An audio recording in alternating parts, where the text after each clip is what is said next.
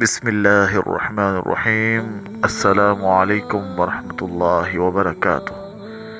حضرت سہل بن سعد رضی اللہ تعالی عنہ سے روایت ہے کہ ایک شخص نے نبی اکرم صلی اللہ علیہ وسلم کے پاس آ کر فقر و فاقے اور تنگی کی شکایت کی تو آپ صلی اللہ علیہ وسلم نے فرمایا، جب تم اپنے گھر میں داخل ہو تو سلام کرو، خواہ وہاں کوئی موجود ہو یا نہ ہو، پھر مجھ پر درود و سلام پیش کرو اور ایک بار سورۃ اخلاص یعنی قل هو اللہ احد پڑھو۔